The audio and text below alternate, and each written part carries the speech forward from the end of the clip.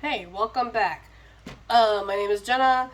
I am reading my blog posts that are essentially my journals that have my spiritual awakening journey, my healing, the lessons I learned, the downloads I got, the experiences I've had in the 3D physical reality as well as on the astral, remote viewing experience, channeling messages, all of the things. The last post I was talking about my bleeding out experience in the hospital where I read that blog. It was just like the medical aspect of it. Now I'm reading the part that goes into what else was happening during my bleeding out experience that led me to, at the time, cut ties with my family because I recognized that there was a lot of toxicity going on. This is from 2019. So if you haven't if you haven't watched my other stuff or actually follow me on TikTok or Clapper or on Facebook, just so you know, I am sharing my shadow work. These are moments where I was in my emotions, I was raw, I was completely honest. I never lied about anything. And I was coming into a place where I was learning to really speak my truth, right? Because I had been conditioned, as everybody else is conditioned in some way, to not speak my truth, right? I was told to shut up as a child, right? Even as an adult, I'm told to shut up by certain people in my family, right? I don't know what I'm talking about. Of course not, right? Of course we wouldn't know. We were just children. Thing is, kids know a lot more than most adults care to admit. So, we are tested on this journey, and we do have to cut people out of our lives. Doesn't mean they have to stay out of our life. The reason we cut these people out is because we have to come into a place where we have time to heal and allow ourselves to be our authentic self, right? Because the people who have conditioned us to be somebody that we don't really want to be, they're not going to be able to support you when you're going through your transformation, where you're coming into being your true self, right? So things will come into play, divinely guided, where you will find yourself in a position where you have to choose, am I going to allow these people to stay in my life or am I going to cut them out of my life? And that's totally okay. This can be friends, family, spouse, children, right? Depending on the age. And that's totally normal, right? So this is 2019. Everything that happened here, this was part of my healing process. I have a good relationship with my family now. I still keep a distance, but that doesn't have anything to do about the relationship that we have. It's just that I live on a different timeline. If you know, you know. Anyways, so this is from May 26, 2019. I'm not sure because I didn't actually go through here and read this before, but possible trigger warning for blood in this one. I don't know. The hysterectomy one, that post before this one, definite trigger warning. But if you really want to get the full aspect of what I was experiencing at the time to understand how it influenced my spiritual awakening, you might want to work through that. Okay, so May 26, 2019. Truth time. Triggers. What happens on my page stays on my page. I am flawed. I have been cruel, selfish, disrespectful, hurtful, confused, lost, abused, depressed, suicidal, stupid, and so much more. I've also been helpful, giving, loving, joyful, fun, smart, trusting, loyal, caring, hopeful, and always keep an open mind. You know, being told you're a crappy parent by a person who was hardly there, called you a bitch and punched you in the face as a kid, and cheated and left the family pretty messed up. That's in the past. I'm over that. But the fact that one would judge me on my humor and big sarcastic mouth when they did that, that's pretty fucked up.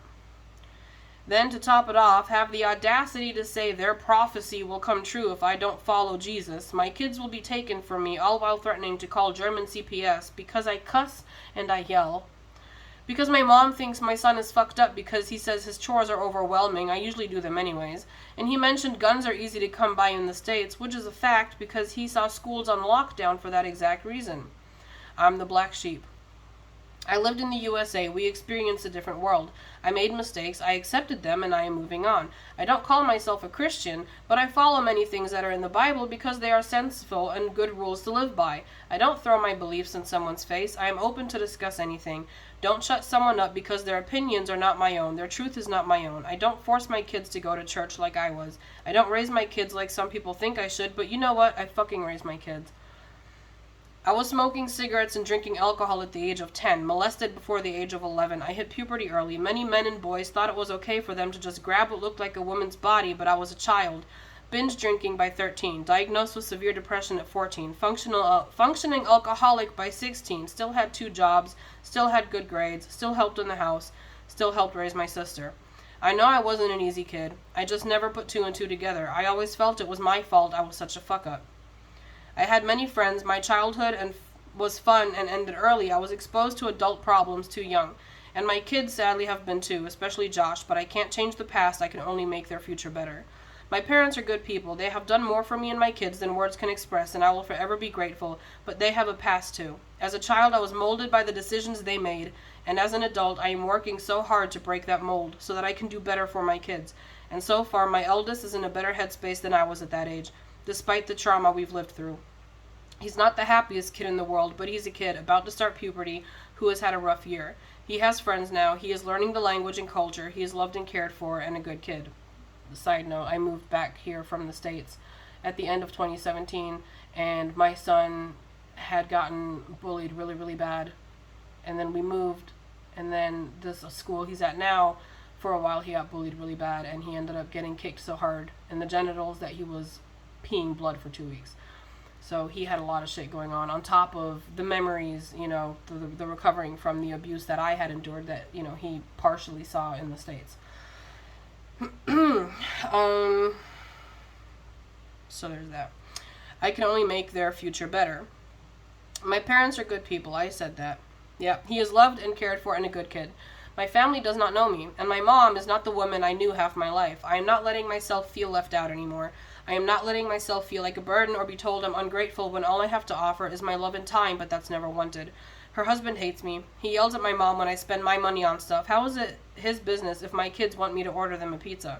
I'm just a horrible person to him. Also, he didn't raise his kid. His mom did. He was gone working to provide. That's good, but he still doesn't know what it takes to really raise a kid, let alone 3, so how dare he judge me? I'm just done with them. I deleted my whole family. I blocked them and any family friends. Just not my sister. She's the other half of me. She won't see this either. Yeah, I had this on private. I won't be brainwashed to think I am something I am not.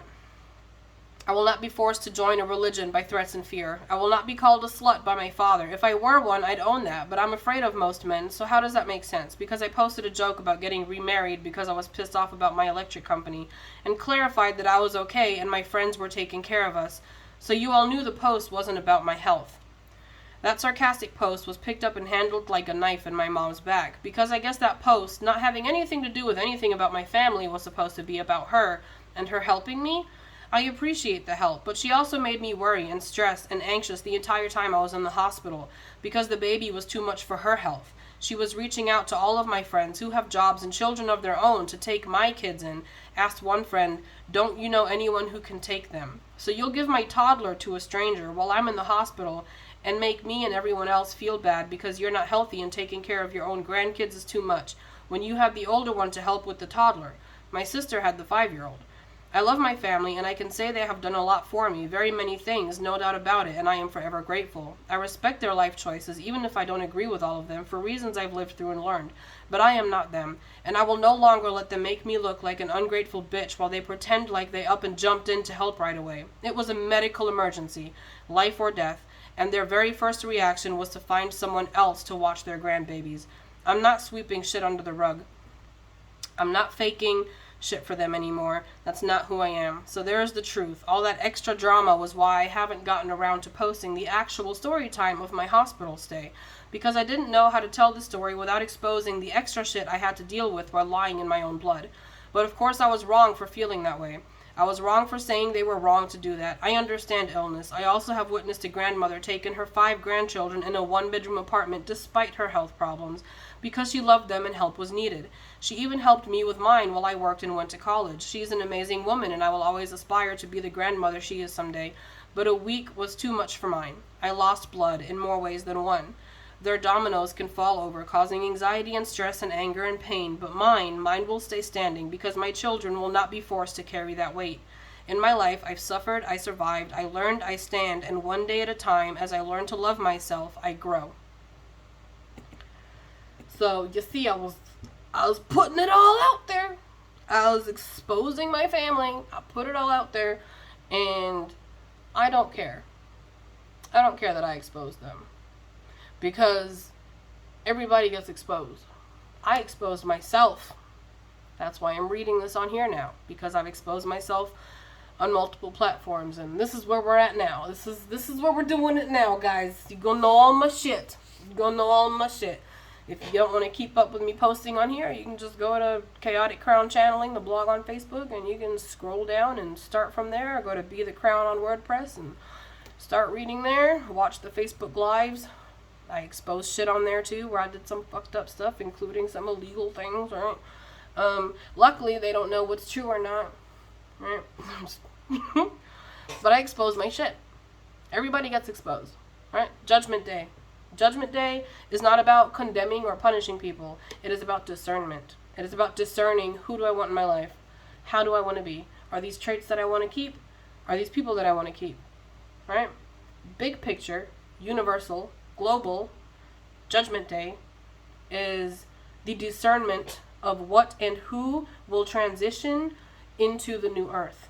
Right? Because we're not going anywhere. This is the earth. We jumped dimensions. Earth was destroyed. It was blown the fuck up. We jumped dimensions. That's why everybody felt like 2020 had some weird time glitch. That's because we jumped. We're technically still in 2020, which is 2012, really, but whatever.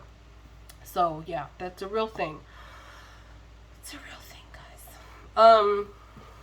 Again, quantum physics will back it up. Science will back it up. So, yeah, but everything gets exposed.